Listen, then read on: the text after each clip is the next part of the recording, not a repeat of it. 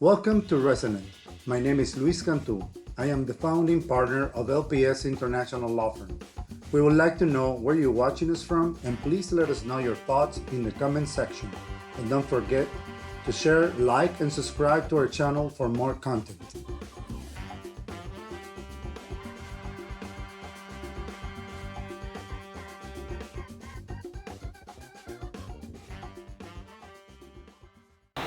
Thank you for joining us. We're here with Dr. Francisco Cantú. He's been a doctor with more than 50 years of experience in the field. That's correct. 50 years? More than Yes. 50 years? No, 58 50 years. years. 58 years. And I would like to start by asking you, you're a doctor who graduated from Mexico, but you've been practicing in the United States. So what are the challenges and what it takes or what it took you to be a doctor, graduated from Mexico, Mexican University, and then coming in here? Well, I graduated in, I was from the generation of 56, 84. I graduated from medical school in 1964. But I didn't receive my medical degree until about 65, after serving a year of internship and then 6 months of social service that were part of our curriculum in the University of Nuevo León. You graduated from University of Nuevo León. Correct, Okay. correct, in Monterrey, Mexico. Mm-hmm. Then after having served the year, after receiving my diploma, I had taken during the time I was doing my social service, I attended a school in order to learn some of the English language and also to prepare for an exam that is called the ECFMG, which stands for Educational Council of Foreign Medical Graduates, in order to come to the United States as a student to be trained in a specialty. I intended to become a cardiologist, but in the next few years, I decided to change my field to become a general surgeon. So you were a general surgeon in Mexico. You come here and you, for the United States, you're a student. You have to take more training, more education in order to be, to be licensed to be a surgeon in the United States. What are the other steps you have to take? Well, after I came to the United States in 1966, I attended, went through a year of internship of internal medicine because I wanted to become a cardiologist. But then after a year, I wasn't satisfied with the field and I changed, attending 6 months of internship in general surgery. Mm-hmm. And from then on, I had to apply to multiple institutions in order to be accepted in the program to become a board-certified general surgeon. And that happened in Tucson Hospital's medical education program, which accepted me and another colleague. And I actually went to Tucson in 1967, and after 4 years, I became a board-eligible general surgeon. The requirements for a foreign doctor or someone who's aspiring to be a doctor, those are the same for people that are studying here in the United States, or they're different? I mean, is it hard? Do they make it hard for foreign potential doctors to become a surgeon here? Not exactly. I think that the main problem was the language problem because, like I said, I had to take 6 months of English in order to come and qualify to become a student over here. It is difficult for those countries that apply because the ECFMG is a test that is taken all over the world at the same time. And of course, countries like the Philippines, India, Australia, England, Germany, that some of them speak English, and it was easier for them to take that test.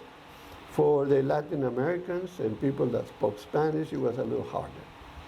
But the failure rate at that time, I think it was either 40% probably failure rate. Only 60% out of 100 will pass it. Okay. Now, The language barrier being the first or the most important obstacle. correct, correct.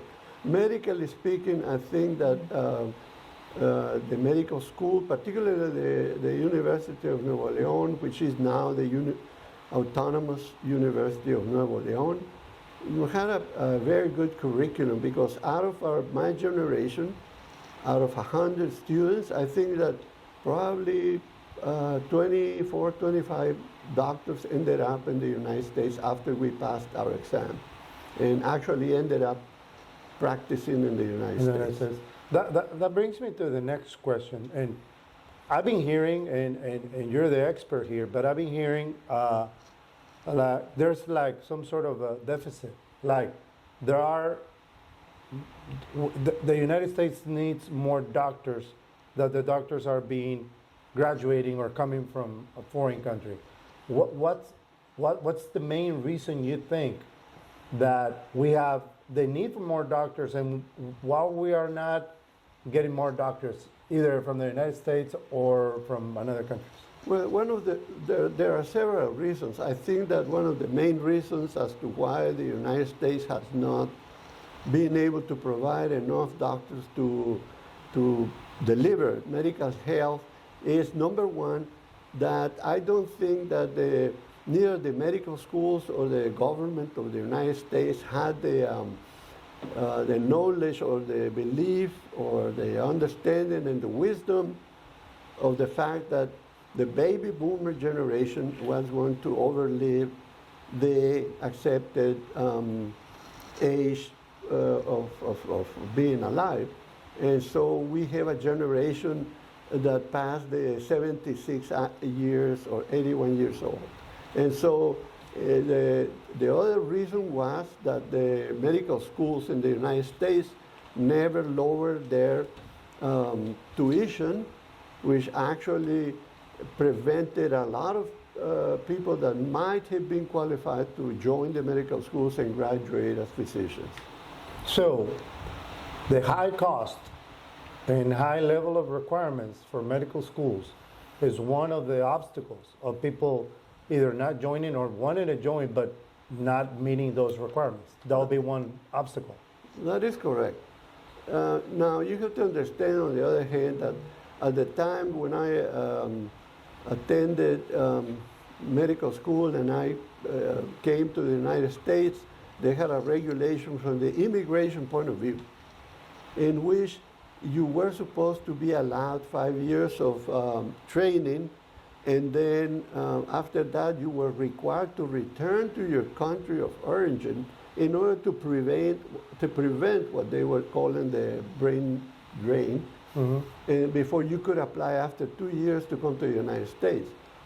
So I am not sure, and I understand that there is other ways of coming to the United States, but at that time this was the issue, going back. The only reason why I was able to stay here is because Vietnam War was at that time active, and so President Nixon made the decision to allow any doctors, nurses, and people in certain specialties to, if they were married to an American citizen, they were allowed to request an immediate immigrant visa. And that's the pathway I took. So basically, at that time, it was war times. They needed more doctors, nurses, and everything. And that they created some sort of a vehicle to expedite the process for the immigration side of it. Now that you're mentioning nurses, there's like it sounds like a lot of nurse practitioners, and I think there's another name, PA, that's Physician assistant. physician assistant. So that's like a technical, more of a technical study career than a doctor. And is there more nurse practitioners and PAs graduating from those type of technical schools?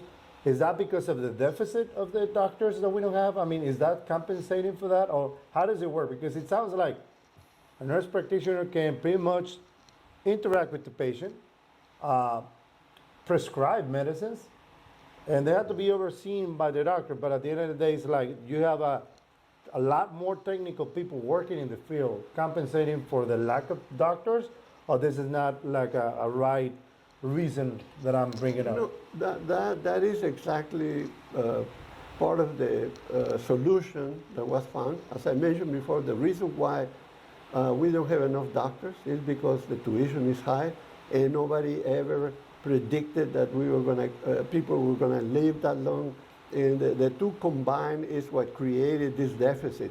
So nurse practitioners became popular and are popular, and they're actually nurses to begin with, and then they become nurse practitioners by taking extra semesters of education, and then actually they have to be sponsored in most states in the United States. They have to be sponsored by a doctor, which the doctor is supposed to supervise them and be their sponsor.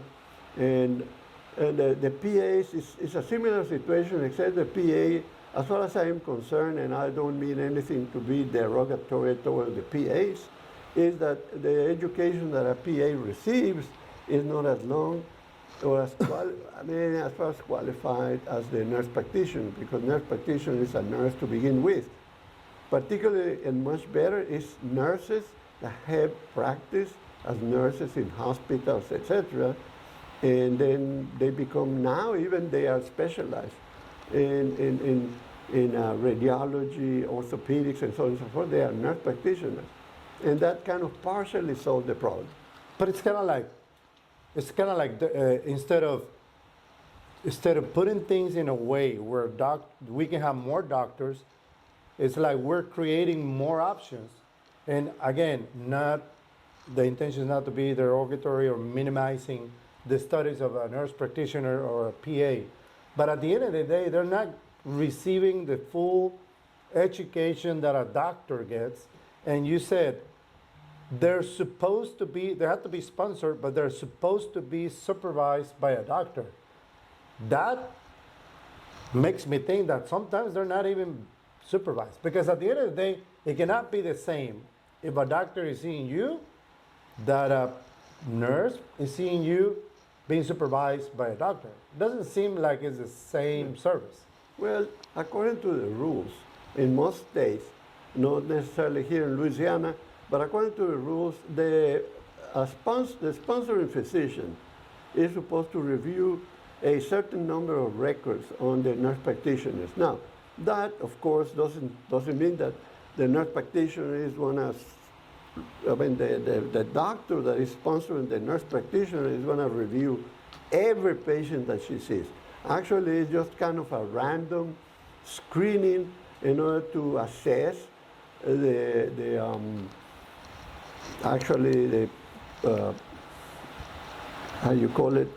performance of the nurse practitioner delivering the right kind of care. So yes, if you're going to ask me, could there be some nurse practitioners that are not really delivering the right kind of care? Yeah, there is a possibility. It's a matter of percentages. Because it's a percentages, but we're talking about lives. Correct. Yeah, I understand. And actually, generally, you can say, okay, if a nurse practitioner works for an orthopedic surgeon, the nurse practitioner is going to be allowed, for example, to do follow-up care after surgery. Now, I think that everything taken into consideration, the ideal would be that the doctor or somebody reviews more than just 5 charts per month or a month in order to evaluate the nurse practitioner. And that is right. But you've been practicing surgery I don't even want to ask how many surgeries have you done in your life. So I don't think it's a number you have. Well, I worked and I did surgery from, if you add the training, I started in 1967 and I ended my surgical career because of physical problems in 2008. So yeah, I performed a large number of surgeries. And in those days, when I finished, there were not so many specialists. So I did general surgery from delivering babies, cesarean sections, and everything, which is not done now by the general surgeon. They're not. And so, lack of doctors, a combination of what you said of people getting old, not dying, which is a good thing, but the combination of everything, the new coming of nurse practitioners and PAs, and potentially there will be more technical careers now, taking some of the duties out of the doctors.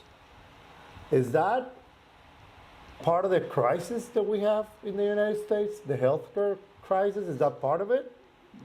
I think so. I mean, there's other issues in the, I would call it accurate delivery of healthcare.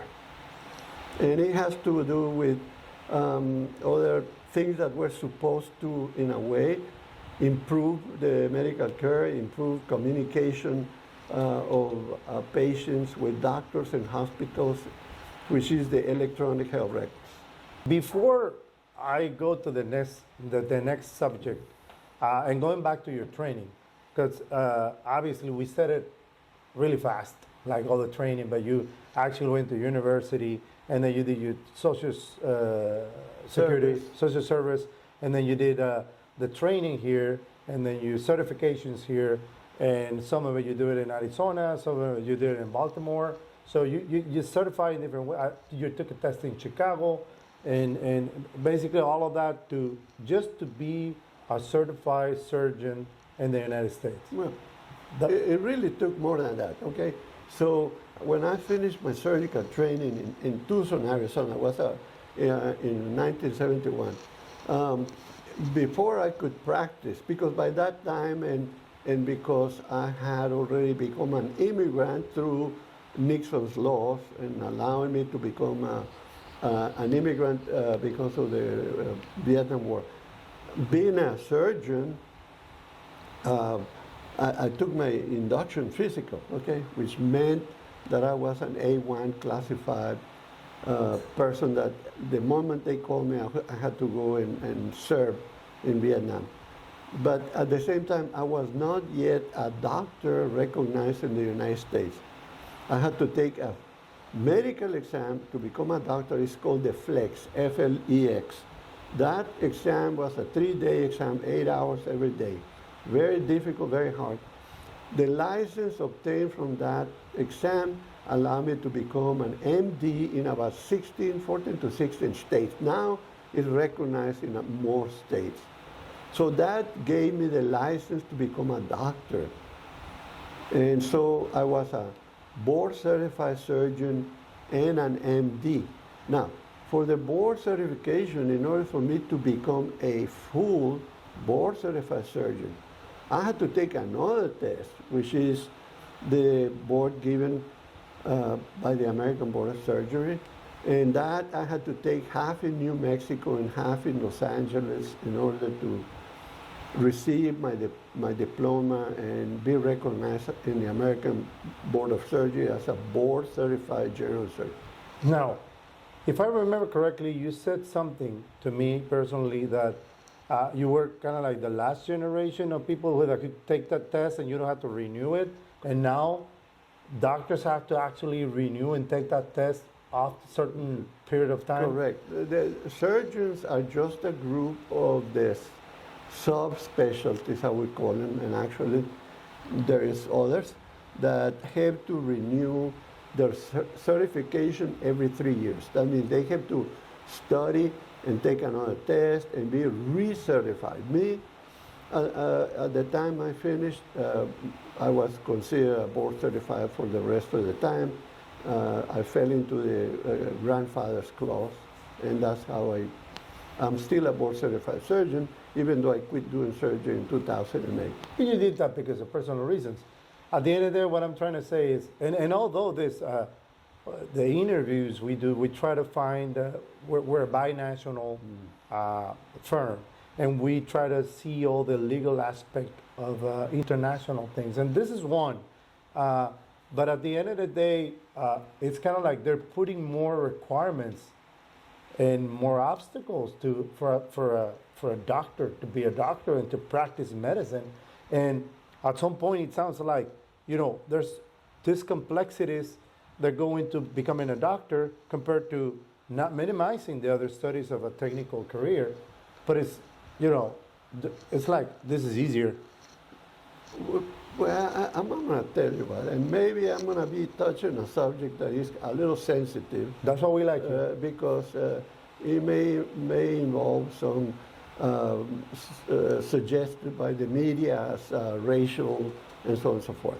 Mm-hmm. Some of the medical schools want to open up medical schools, and they include in their ideals the fact that precisely inclusion. Okay, inclusion means that you're going to have the proportion of different racial numbers in order to join the medical school. As a matter of fact, some of these big medical schools may even say, that they require this percentage of Caucasian, Afro-Americans, Latin Americans, or people from other countries as part of the new program of inclusion and diversity, etc.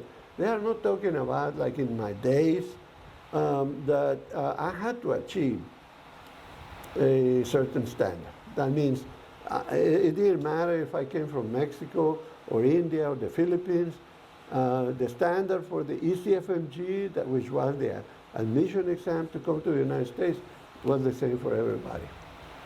And going back to that, all the training, all the things that you described, it takes a toll in your personal life, your family. You have to make some sacrifices to get where you are, I'm assuming. Yeah.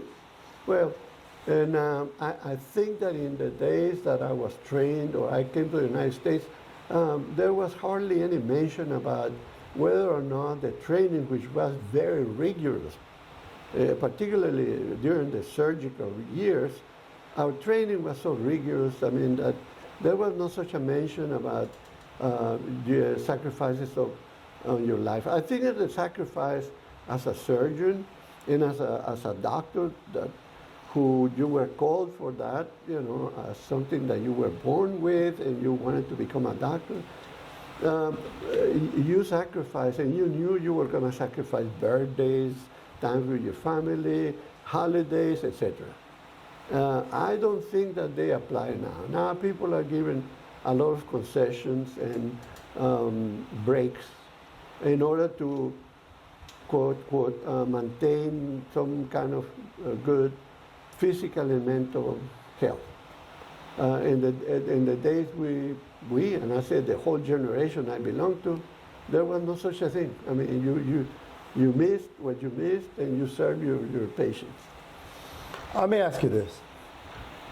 What would you think will be like a good start to fix the higher requirements to become a doctor versus having a lot of other alternatives as technical careers? How do you think it will be a good start to solve that issue and address the crisis that we have? Because we need more doctors, and there's not a lot because of the requirements, either studying in the United States, paying the fees, tuition, or coming from abroad. What would be, in your opinion, the best way to start? Well, no, the issue is complicated. The issue is complicated basically, and most important, is what is your traditional background? Because in some of the countries, like the third world, quote, third world countries, people are more used to sacrifices in order to survive, etc. where we live, and maybe that's is good, we do not have that mentality. We do not have that intensity in the desire to be or to give or to serve, like they have in the other countries.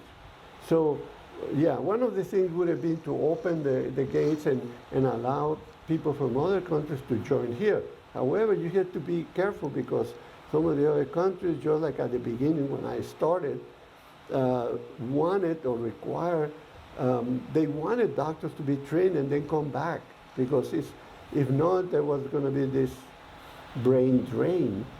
But I think that now doctors can be produced, and I'm not talking about like become doctors, become doctors in other countries that may be able to perform just as good as anybody else, and with more of an interest to serve, maybe, than the people that are used to the comforts and things that our society provides at the present time, here in the United States.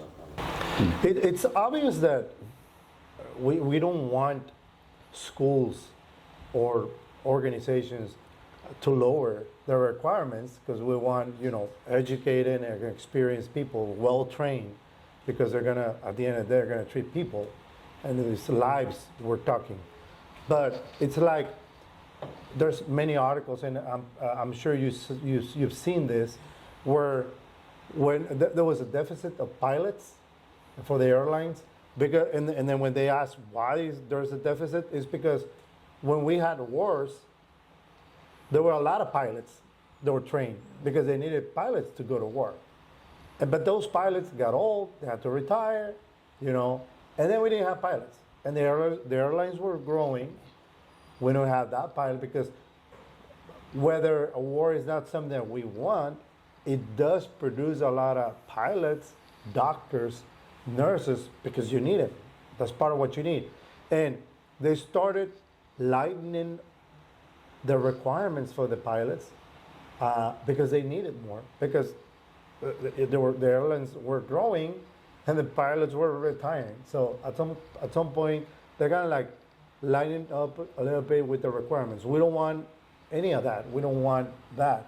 But the cost, that could be, if there's like some sort of scholarships, programs to fund those type of programs in order to have doctors actually go, people that really want that opportunity but they cannot do it right now because they don't have the money, that could be a solution. Do you see that as a potential solution? Because we don't want them to lower their requirements. We want the same quality. Well, I disagree with you in one aspect. It's not like we have to have wars in order to produce more pilots and more doctors. When we go back to the basics, we are talking about what does the profession itself entails. Either because it's doctors or it's pilots, it doesn't matter. It's just like saying we are gonna train the astronauts in a different way. Those guys require a very intense training, and so the main question has to do, to me, as far as I'm concerned, with the basic principles of society and that we have. I hate to say that we are educating our newer generations in a different way, and the morals and the principles have changed. And so, to me, if you're saying, one of the points would be lower the tuition from the medical schools, but still you're going to require the people that are going to go to the medical school to perform not necessarily outstandingly, because I'm going to say that coming from Mexico, I would say that my education was middle of performance, but then required further sacrifices. And the question is, if in a newer generation, and I hate to say that newer generation because I have young sons, it has to do more with just making it more available. We are talking about now about quality, about determination, about the dedication of the new generations in order to perform, in order to achieve things that are considered now, I mean, with too many demands, in their personal life and the sacrifice, etc. I don't mean to say, on the other hand, that, hey, you have to sacrifice and your life has to be miserable in order to attain anything, because over the years, we all did that, and a lot of people succeeded, and so, what's wrong now? I mean, what changed? I understand, but I think we can agree that not lowering the requirements, that level, but lowering the cost, putting together some programs to fund, to promote, to have more doctors being educated, that the money issue is not a factor. That could be a good start. And also to promote bringing doctors from abroad. Same way we do with the nurses. I mean, the United States has brought nurses from Philippines, from Mexico, Central, South America, and obviously the language is an issue, and at the end of the day they have to overcome that issue, but they're bringing because they need them. But the nurses, they do their work and they're well prepared, well trained, and then they have an additional certification here. So lowering the cost and trying to put together things that can promote that, it's something that we can see as a potential solution. That could be, but again, when you are talking about what can we do for what we have in here in order to achieve the same goals that people from overseas are going to achieve. Do we need a change in culture? Do we need a change in education, goals, morals, other things that have to do more with the basic teachings of society? I mean, I don't think it's necessarily modifying and lowering standards, etc., that is going to accomplish something good. Now, let me change the subject a little bit, and this goes along with most of our interviews are related to international relationships, so the United States with other countries or Mexico with other countries. And on the medical industry, there's one big important issue, which is medicines. So where the medicines are produced, because you have a big pharmaceutical company producing medicines, not only in the United States, they produce medicines in other places. And I'm gonna let you talk about it, but the main thing I want to know is the composition of each medicine. Is it the same, the ones that are produced here, that the ones produced somewhere else? Because we've heard stories where it's not the same content, not the same effect, not the same, things that have in the medicine. Yeah. Well, recently, and I'm talking about like maybe a year ago, because I'm an older person, not just an older physician, I became interested in the subject of the medications.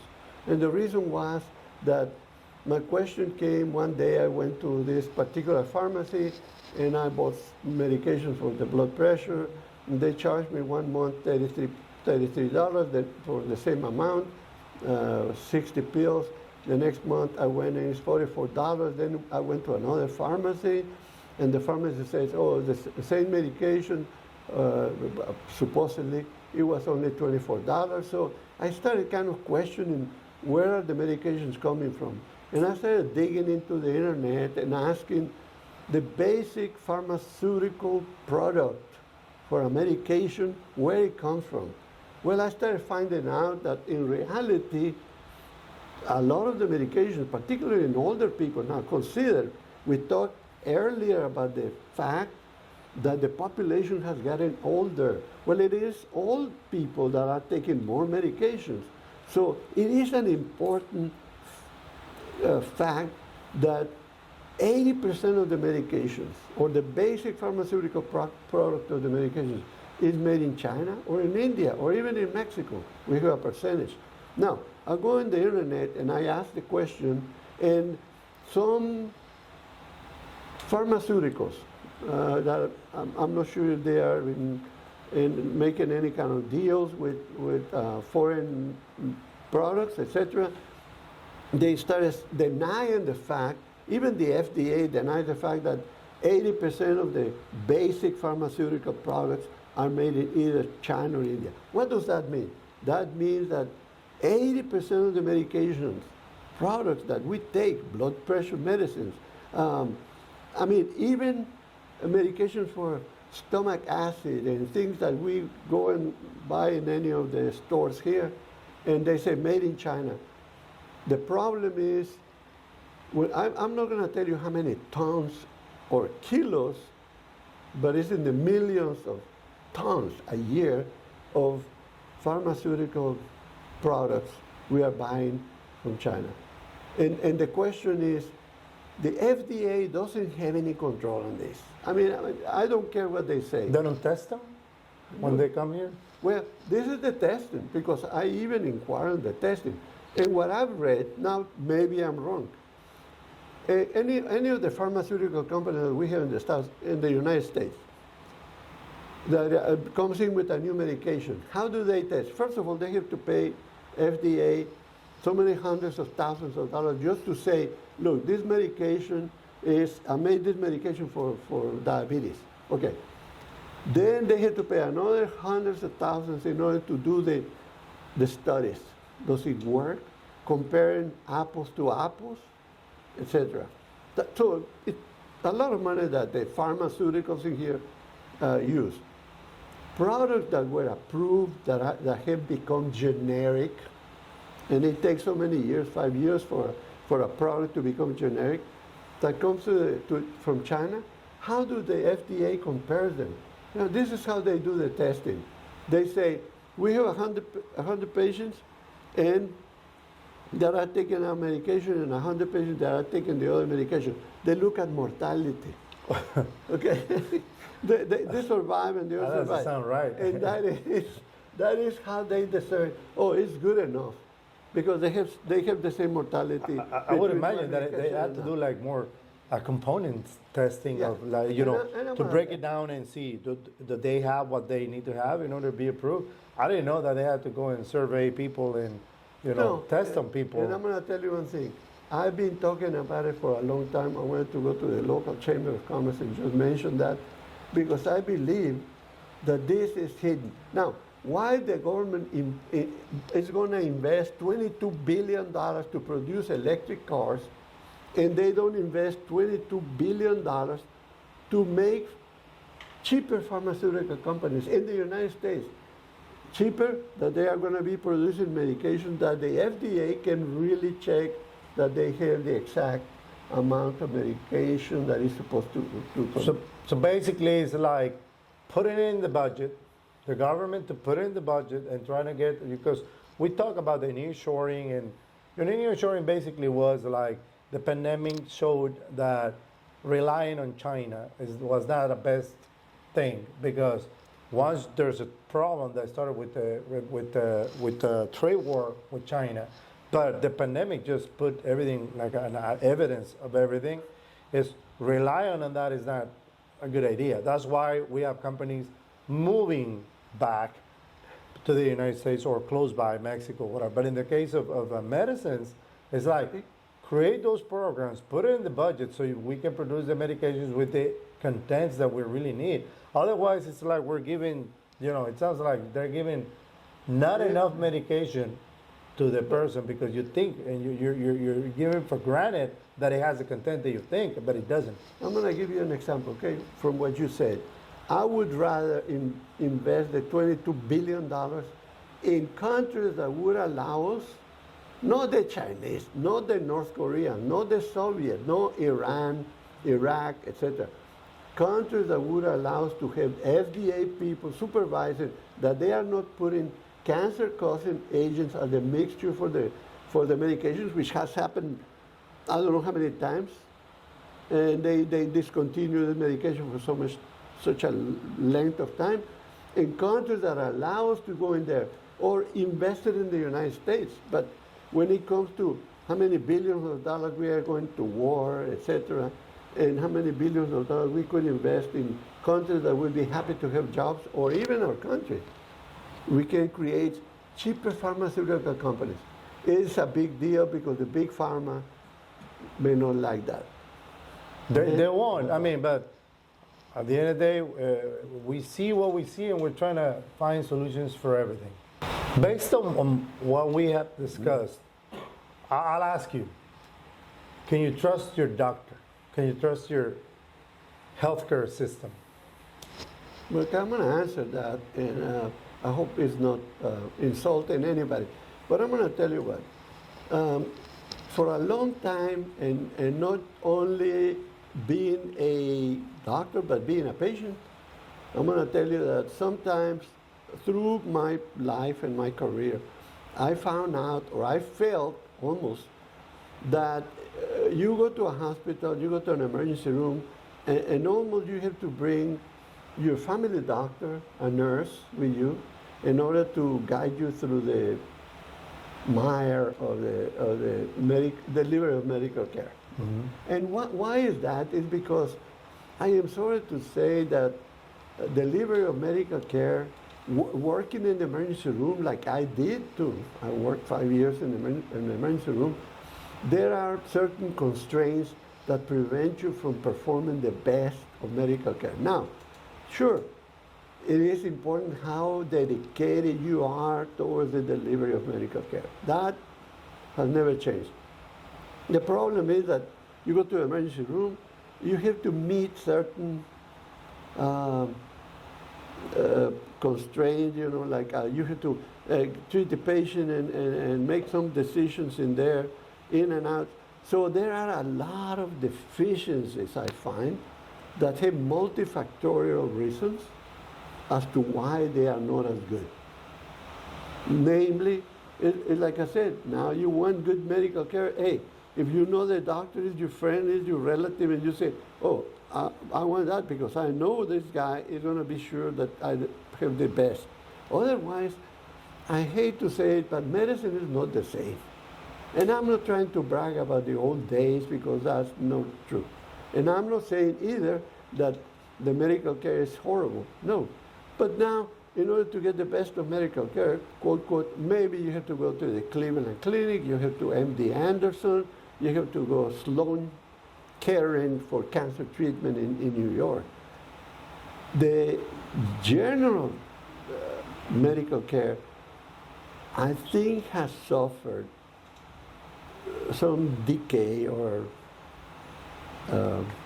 lack of success. And I'm not talking about statistics. I'm not talking about. I'm talking about personal experiences.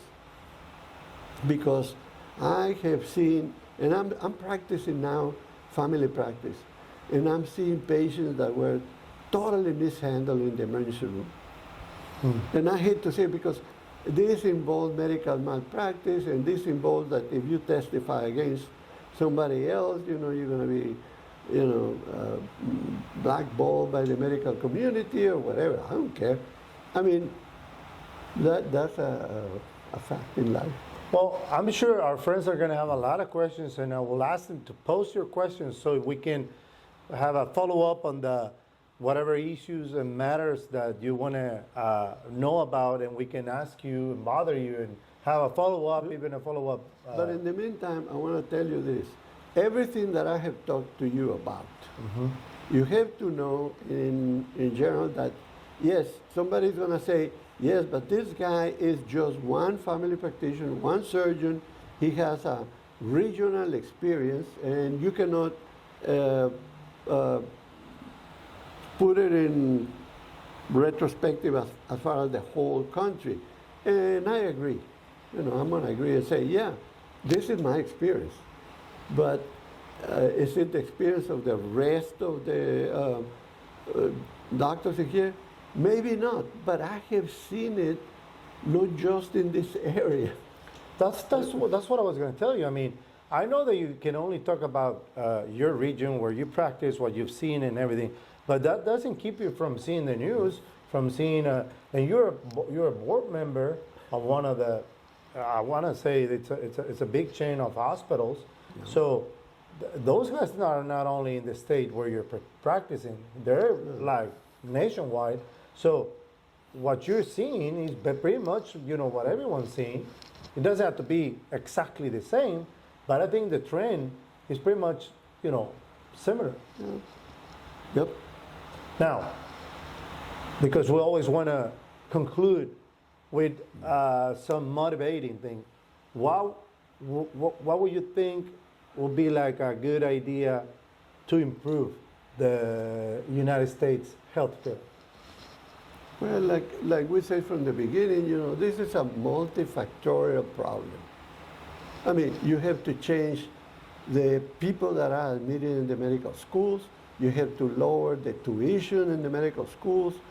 You have to, as much as it may hurt other nations, you have to import really, and I have to use the term brain drain from other countries in order to satisfy the basic needs of the United States. I mean, right now, there is a rural crisis. I know that. There's a rural crisis of delivery of care in America. Why? Because we don't have enough doctors, or we don't have enough qualified doctors, and we are having to resort to other professions which may be fulfilling, but it reminds me almost of the walking Chinese doctor in main China. So we need to implement some changes.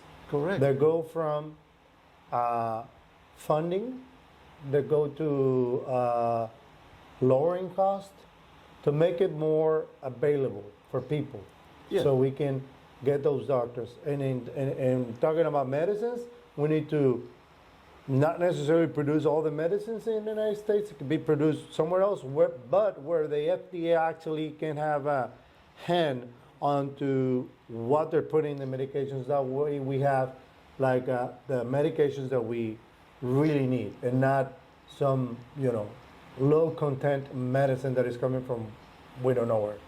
That pretty much sums it up? That is basically, and I'm not saying all of it, but that would be just a beginning, just part of the solution of the problem.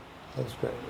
Well, really, thank you very much for giving us your time and telling us all of this. I'm sure there's going to be questions, and we might have a follow-up interview if that's okay with you. That's okay. Well, thank you very much. Thank you.